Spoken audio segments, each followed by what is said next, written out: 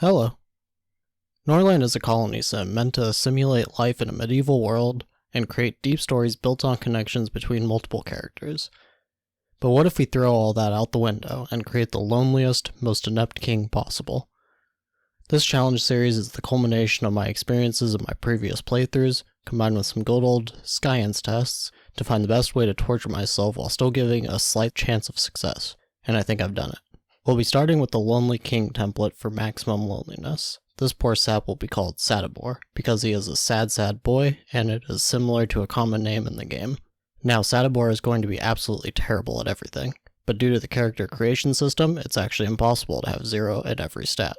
To work around this, we'll give him a level 15 teaching skill. Since we will be playing a Lonely King for the entirety of this challenge, we won't be needing to teach children since he will never have them. We still have a few leftover points and we're going to put these into persuasion. This is a skill that's mostly used for hiring other lords or dark deeds, neither of which we'll be doing in this series. For traits, we'll make him resistant to addiction, since it's the least beneficial positive trait for our purposes, and just to kick him when he's down, we'll make him nervous as well, which will make it so he will have nervous breakdowns and lose his mind when too unhappy. We'll make his hair white like this because with the amount of stress he'll be going through, he'd get there soon enough on his own. And we'll give him this hairstyle so we can see his beautiful locks. Finally, we'll remove his talent. Now there's 2 locations that are difficult enough for this challenge, but we're going to go with the one in the north because it has a higher amount of lumber which is going to be needed to make this challenge even remotely feasible. We'll call it Zeroville, because everyone here would have to be a loser to consider living in this wasteland. Due to some extra rules I'll explain in a moment, we have to make strategic choices on our village resource production, as this is vital to having a workable economy later.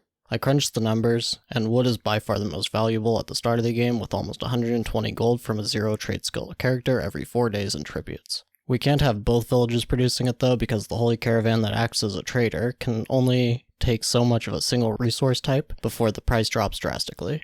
For this reason, we'll take herbs, which is the second most valuable resource as well, to maximize our gold gain. This will also be good for the mid-game, since we can turn them into valuable and useful medical salves later. This manner seems fitting since Sadibor and his people will be preferring to self-immolate before this challenge is done anyways. Now for scenarios. By far the most destructive one in my opinion is Juice of Life. This gives Sadibor hemophilia, the inability for most bleeding to be stopped. In a world with non-stop bloodshed, this almost seems like a death sentence. Perfect. While not strictly necessary, we'll also add the following modifiers. Lazy Workers, which stops all work if instructions from building managers expire. Old Grudges, which makes cultures that are xenophobic towards each other hate each other even more. Wave of Fanaticism makes all migrants fanatics. After War makes forest bandits have much better combat skills and equipment. Trade Decline makes the chance of the trader showing up each night with a 25% chance, with a guarantee to show up at least every 5 days. Now we'll set the difficulty to hardcore and start with 0 gold, and start the game. Now here we are in Zeroville, and one thing we need to do before we get started is deal with these decorations, since they can be clicked on and tend to get in the way. Next we need to fix the layout so we can keep everything compact so everyone can bicker endlessly with one another. I mean, make daily commutes more efficient. This will do nicely for the time being. We can use the row at the bottom of the screen for housing, and have our farms just a little bit below that, with the right-hand part of the screen being the area for the industrial aspect of the town, mostly booze. The top of the screen will be dedicated to things such as lord houses and a library to house all of our grand secret knowledge, such as fertilizing soil. More on that later. Taking our first look at our young king who's already been treated rather poorly by life, we can see he has high hopes for the future, is full of energy, has a lot of holy rings, and recently had a good meal. His only complaint is the lack of a home. This may be the happiest he will be in this series, honestly. As for his subjects, they seem optimistic too, with their only hang-up as a Zerovillian being the lack of a salary, which we'll alleviate shortly. In the market, we have a few options for goods we can sell to the peasantry. We don't want them to buy any of our flour or medical salves as we need this for gold, so we'll prevent it from being sold here. For Sadibor, we can't stop him from eating flour, but we can stop him from consuming any alcohol, which we'll have to do for now. We'll do the same with the peasants when we set up their place of drink.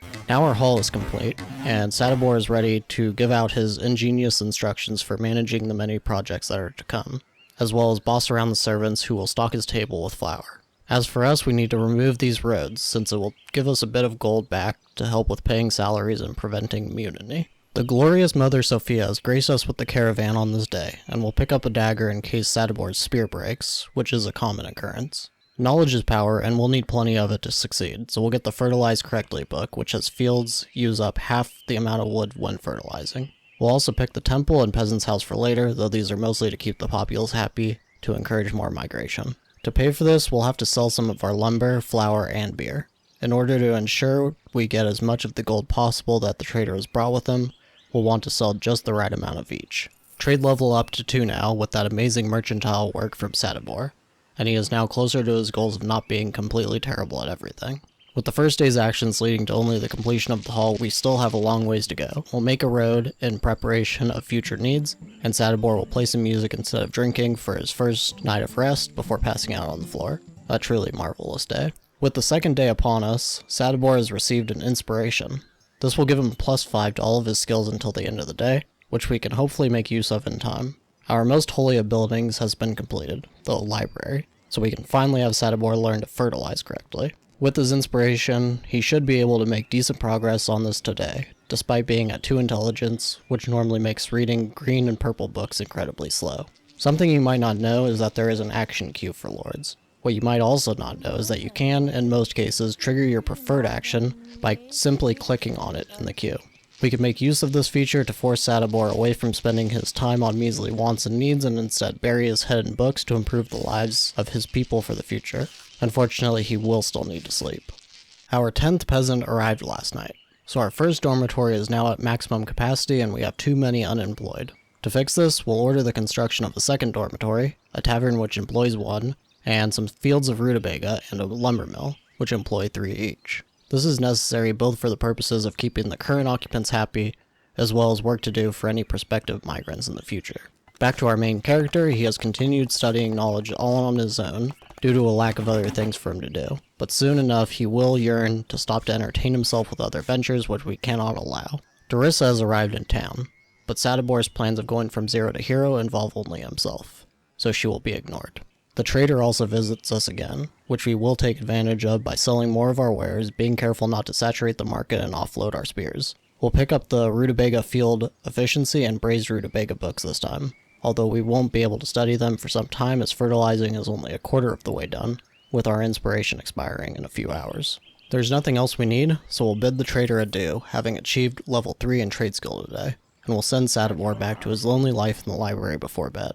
A single peasant stands in the doorway, hoping to check up on him, but he ignores them and they head off for the night. Just after midnight, Sadibor, exhausted and nearing depression, goes for a quick bite to eat before passing out on the floor once more. A productive day, if nothing else. While Zeroville sleeps, we'll lay the groundwork for our first industry with a brewery, which can create intoxicating moonshine, but the people will hate the taste. The population now sits at 13 as we enter our 3rd day, and Sadibor will spend the morning inspecting the new areas of the town, before returning to his studies before noon. We'll manually send him to inspect the lumber mill, since our lumber reserves are beginning to dwindle, but this is only a quick detour from the library before he returns to read more. In early preparation for further migrants, we'll place another dormitory and field now so we don't forget and fall behind. After doing that, the brewery is ready, so we'll queue an upgrade immediately which will improve the production speed and total workers available to the building. This is absolutely critical with the small amount of space we have. Next, we'll start a production order on moonshine. Another day, another caravan arrival, but there's nothing of interest, so we'll just sell our goods and return to our usual routine. With his mood dropping, Sadibor goes to sleep a few minutes earlier tonight, having gone halfway through his textbook. Another unremarkable day, and a life that is beginning to blur together as it goes on. Now for another dormitory, Sadibor's home, and some roads. Next, some inspections, then further reading. Just in time as his mood is getting quite low, his home is finished, which will remove the homelessness negative thought from Sadibor. Next we'll queue another upgrade on our lumber mill and brewery to further enhance the production speed and total employment. A shorter day and a not as productive one as the last, but Sadibor is feeling good so there's little to complain about when he heads to his new home for the first time. Waking up early, Sadibor starts to try and finish his current studies, which would allow us to move on to bigger pursuits. As for the peasants, there are now 20 of them, turning our small village into a growing town. We'll place 2 more fields to ensure steady work as more travelers choose Zeroville as their new home. The trader arrives once again and we present him some beer, flour, and moonshine, but we keep our lumber to ourselves as our stores have run low. There isn't anything piquing our interest in his supplies, so we thank him for the gold and move on, having earned enough experience for another level in trade skill. We'll make a path between the dormitories leading to the fields to make the morning commute times for farmers a bit shorter. We'll also make one from the side of the library to the lumber mill to help those workers as well. Finally, Sadibor has finished acquiring the fertilization knowledge. Although green books take a while, we have little need for the temple or other gray researches, since we are maintaining moods well already. So we'll study to improve our field efficiency next. Luckily, he is now at 5 intelligence, so this should go faster this time. Sadibor heads to sleep feeling accomplished today. The next day, Sadibor won't have as much time to study due to it being a day requiring a lot of inspections, but hopefully he will have some spare time once that's done. Achieving his 3rd level in management is a consolation prize at least. Luchevoy, a foreign ruler, arrives and tries to greet Sadibor, but we are too busy and choose to ignore him. As his mood has dropped below 50 again, we'll allow our king to drink alcohol for tonight, but we'll disable it again later to save resources wherever possible. Another level in intelligence brings us to level 6, once again increasing our learning potential. When the trader enters the hall, Sadibor goes to see what is stocked. A book for correct woodcutting is an agreeable purchase, as it will allow us to receive 50% more lumber from each tree we fell. Aside from this, there is nothing of interest, so we'll hand over our resources to help pay for our purchase. We'll receive an additional 40 gold for our efforts, and gain another trade skill level as well, bringing us up to 5. Next, Sadibor tends to his own wants, drinking and socializing with his subjects. Once he is satisfied, he returns to the library for a short time before sleeping.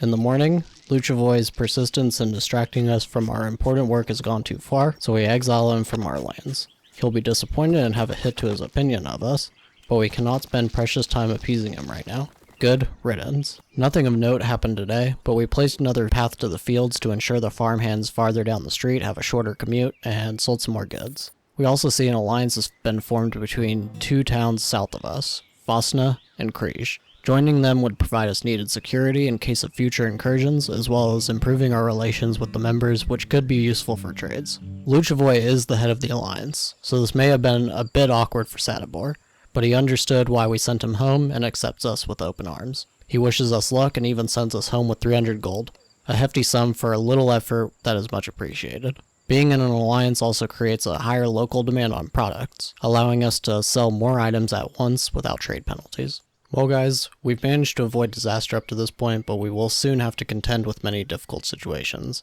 In the west, there is a kingdom that might try to overpower us, but as you can see, they have a couple of villages being burnt, so they might have other issues to deal with first.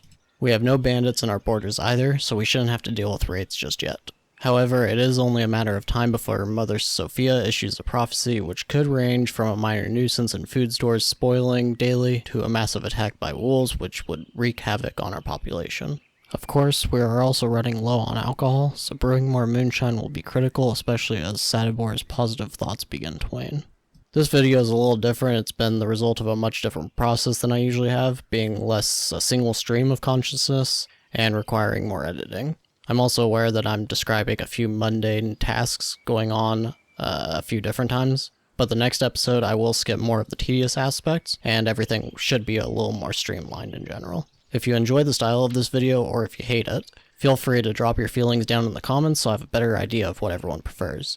However, the series will go back to my normal style of one-take gameplay with standard commentary at some point. Last thing, while Zero to Hero has been a vague challenge type for a lot of different creators across different games, in particular I was inspired by Ambiguous Amphibians' Project Zomboid challenge of the same name for this. Of course it isn't one-to-one since they are vastly different games, but I tried to apply the spirit of his challenge to this one. I highly recommend checking out his series as it's still one of my favorite gameplay series of all time, and I'll link it in the description. I think we're going to end it here though. Sadibor has gone from a totally terrible character to something resembling a ruler that can be followed. I'll add full rules to the description by the time episode 2 releases. And as always, I thank you very much for watching, and I'll see you in the next episode.